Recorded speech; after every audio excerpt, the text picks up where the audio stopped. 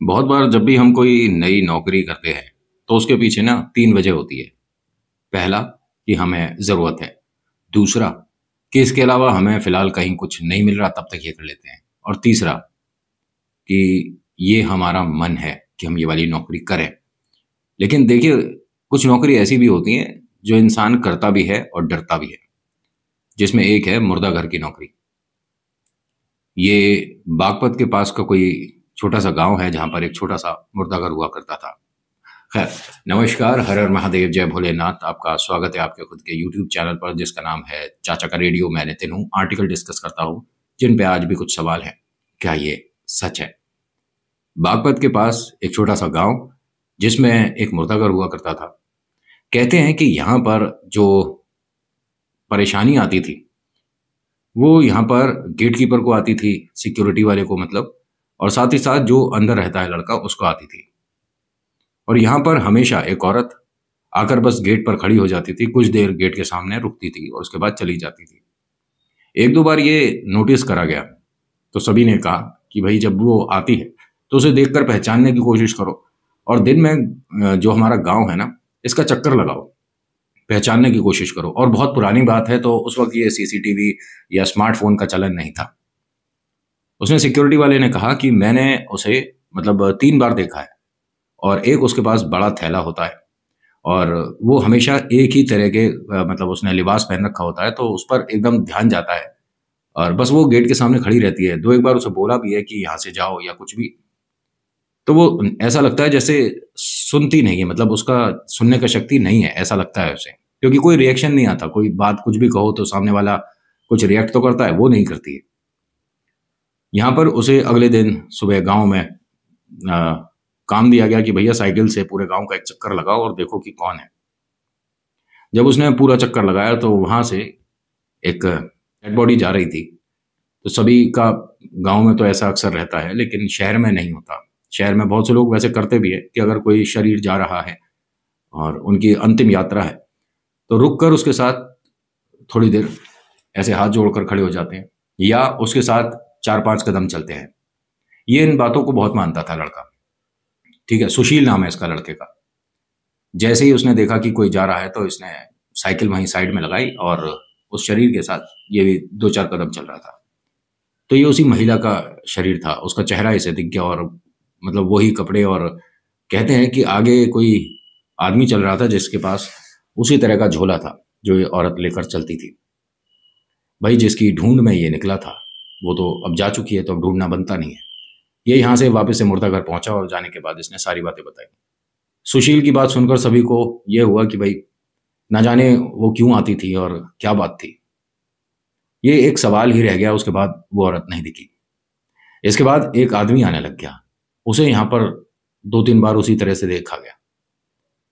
कहा कि भाई इस बार जब वो आदमी आए तो उससे पूछो कि ऐसी क्या बात है, क्या माजरा है।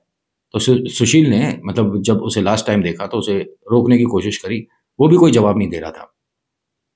अगले दिन गांव में गया, ये सेम वैसा ही हुआ जैसा उस महिला के साथ हुआ था। ये जब गांव में पहुंचा तो ठीक, इसे इतना ध्यान है कि एक छोटी सी पुलिया को पार करते के साथ ही 3-4 पेड़ आते हैं घने से, फिर उसके बाद बहुत कच्चा पक्का सा रास्ता है। उसी रास्ते पे मैं उस शरीर के साथ चला था जिनकी अंतिम यात्रा थी उस महिला की। आज फिर से सामने से एक शरीर आ रहा है और वो उसी आदमी का था। पहले तो ये इत्तेफाक लगा, अब इन्हें डर लग रहा है कि ऐसा कैसे हो सकता है।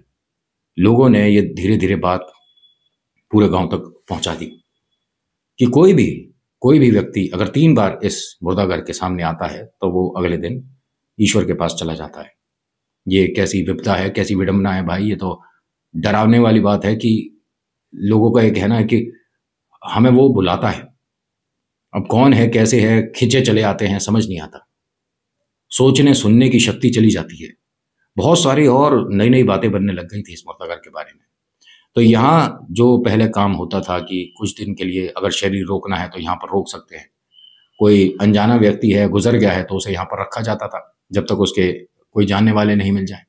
बहुत सारे और भी जो वहाँ कार्य होते हैं जिस वजह से रखा जाता है। लेकिन ये एक डर की वजह भी बन गई। लोगों ने इस तरफ आना बंद कर दिया।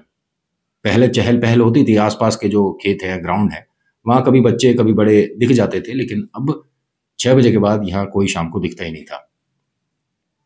इन सभी के मन में जो डर बैठ रहा है, इसने डर ने अब पैर पसार लिए और ये अब मुर्दा घर में, अभी तक तो बाहर की बात थी, अब अंदर शुरू हो गया। एक बार की बात है, सुशील अकेला था यहाँ। जो इसके साथ पार्टनर रहता है, रात को जो रुकता है यहाँ पर, वो आने में देर कर रहा था। उसका वक्त वैसे तो शाम को 8 बजे का हो जाता था, रात को मतलब, लेकिन वो आया नहीं और समय हो गया 10 सवा 10। तो सुशील को ही लगा कि शायद आज रात आएगा नहीं, तो मैं बाहर बैठकर क्या करूंगा, सर्दी का मौसम है, बाहर कोहरा है, तो मैं अंदर ही रुक जाता हूँ। दिलेर आदमी है, हिम्मत वाला है, डरता बहुत कम है।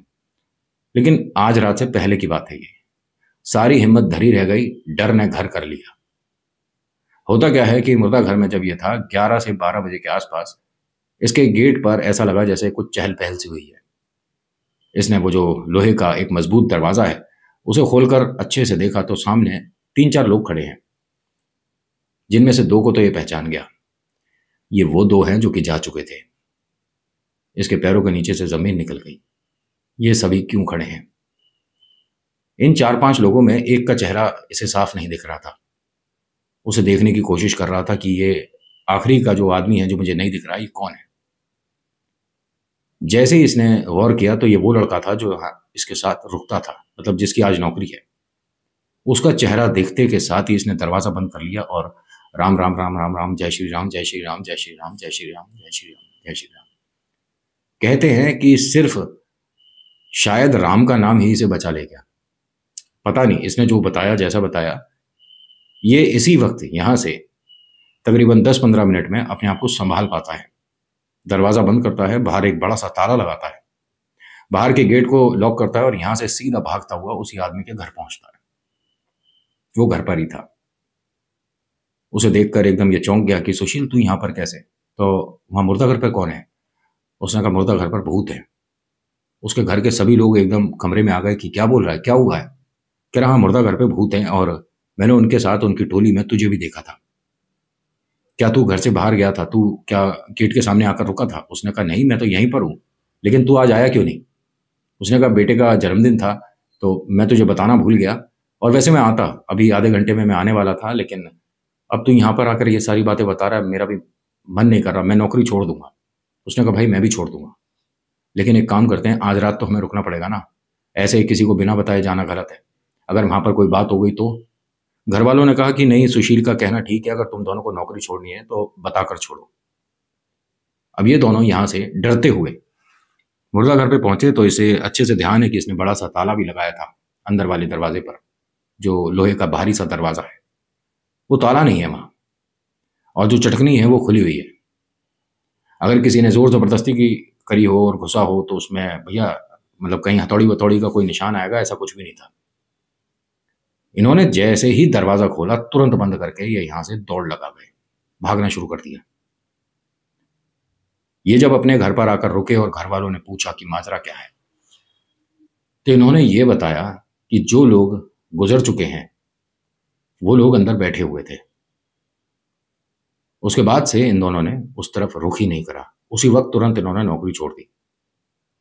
कहा जाता है कि इस मुर्दा घर में जितना भी लोगों का मतलब शरीर था वहां, उनको कोई आया ही नहीं घर वाला लेने, कोई भी नहीं आया। 1 दिन 2 दिन 10 दिन हफ्ता, जितना भी समय रखा जाता है, उतना समय रखने के बाद वहां के लोगों को ही उनका सब क्रिया वगैरह करना पड़ा। लेकिन यहां पर इन दोनों के साथ, या इन दोनों का साथ, इन प्रेतों ने छोड़ा नहीं था। इन्हें ये घर, ये गांव, ये जमीन ही छोड़नी पड़ गई थी। सुशील का यह कहना है कि मुझे हमेशा वो औरत और वो आदमी दोनों अपने पीछे चलते हुए दिखते थे।